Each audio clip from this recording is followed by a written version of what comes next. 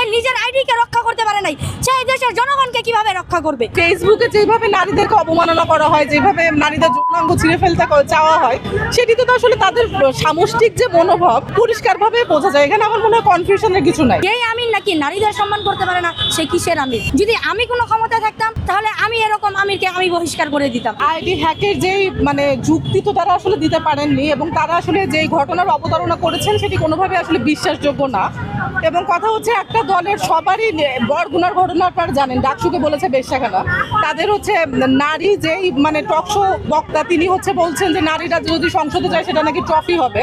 এবং সর্বশেষ তাদের দলীয় প্রধানের আইডি থেকে এরকম একটি কথা। এবং আসলে ফেসবুকে যেভাবে নারীদেরকে অবমাননা করা হয়, যেভাবে নারীদের যৌনাঙ্গ ছিঁড়ে ফেলতে চাওয়া হয়, সেটি তো আসলে তাদের সামষ্টিক যে মনোভাব সেটি তো আসলে খুব পরিষ্কারভাবে বোঝা যায়। এখানে আমার মনে হয় কনফিউশনের কিছু নাই। আমরা নারীরা একেবারে নিরাপদ না কেন বলি, কারণ ইন্টারিম সরকারের যে টাইমটা, সরকার হিসেবে জামাত সবচেয়ে বেশি ক্ষমতা পাওয়ার এক্সারসাইজ করেছে স্বাধীনতার পর থেকে এখন পর্যন্ত। এবং জামাত ক্ষমতার কাছাকাছি থাকলে দেশকে তারা কোন পর্যায়ে নিয়ে যেতে পারে তার দৃষ্টান্ত আসলে আমরা বিগত 1.5 বছরের বেশি সময় দেখেছি। এবং আমার মনে হয় যে দেশের প্রত্যেকটি সচেতন যারা নারী আছেন, তাদের আসলে নিজেদের জীবনের নিরাপত্তা এবং নিজেদের সামাজিক এবং অর্থনৈতিক নিরাপত্তার জন্য সচেতন হয়ে জামাতের ব্যাপারে চূড়ান্ত সিদ্ধান্ত তাদের নেওয়া উচিত।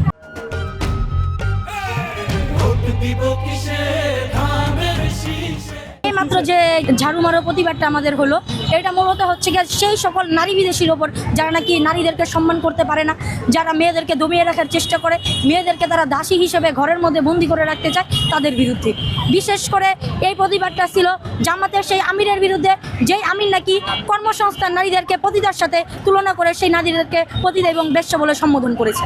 জামাতের আমিরের এরকম মন্তব্যের পর আমার তো মনে হয় না এটা কোনো রাজনৈতিক দলের আমিরের মন্তব্য হতে পারে। তাই তাকে আমি কোনো একটি রাজনৈতিক দলের বা ধর্মভিত্তিক রাজনৈতিক দলের আমির হিসেবে আমার তাকে আর কোনো সম্মান বা তার প্রতি কোনো শ্রদ্ধা ভক্তি কোনো কিছুই নেই। তাকে আমার তো মনে হচ্ছে যে যদি আমি কোনো ক্ষমতা থাকতাম তাহলে আমি এরকম আমিরকে আমি বহিষ্কার করে দিতাম। কারণ যেই আমির নাকি নারীদের সম্মান করতে পারে না, সে কিসের আমির?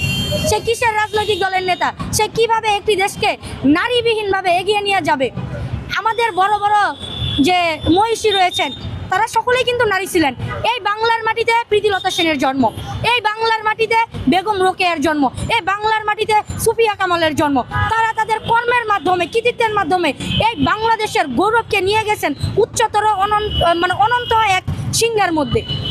তো সেই জায়গার মধ্যে মেয়েদের মাধ্যমে আমরা আমাদের বাংলাদেশকে যতটা গৌরবময় উজ্জ্বল জায়গায় আমরা নিয়ে গেছি, এই আমিরের এই বক্তব্যের পরে এরা তো আমাদের বাঙালি হিসেবে আমাদের লজ্জার যে আমরা এমন একজন রাজনৈতিক দলকে আমাদের দেশে রাজনীতি করার সুযোগ দিয়েছি যারা এই মেয়েদেরকে অসম্মান করে, মেয়েদেরকে তারা দামিয়ে রাখতে চায়। আমি ইতিমধ্যে বলেছি এবং আপনারাও জানেন, এখানে আপনারা যারা মিডিয়ার রয়েছেন, সোশ্যাল মিডিয়ায় কাজ করেন, সকলেই কিন্তু এখন সোশ্যাল যে কার্যক্রমগুলো আছে সেই সম্পর্কে অবগত। তো আমি বলবো, একটি আইডি হ্যাক হলে কিভাবে 1 ঘন্টার মধ্যে সেই আইডিটা ফিরিয়ে নিয়ে আসা যায়।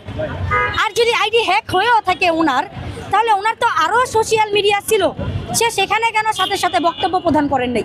সে কেন এর ব্যাখ্যা দেয় নাই? 1 ঘন্টা পরে সে কেন বলে যে আমার আইডি হ্যাক হয়ে গেছে? একটা আইডি হ্যাক হলে 24 ঘন্টা লাগে সময় সে আইডিটা ফিরিয়ে নিয়ে আসতে। তার যদি এত প্রোটোকল থাকে যে সে 5 মিনিট 10 মিনিটের মধ্যে আইডি ফিরিয়ে নিয়ে আসতে পারবে, তাহলে সে তার প্রোটোকল দিয়ে সে আইডি কেন রক্ষা করতে পারে নাই?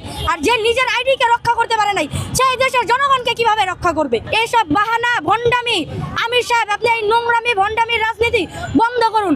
মেয়েদেরকে সম্মানের জায়গায় নিয়ে আসুন, তাহলে আপনি সম্মান পাবেন। আর যদি মেয়েদেরকে আপনি সম্মান দিতে না পারেন, তাহলে আপনার মতো কোনো নেতা আমাদের দরকার নেই।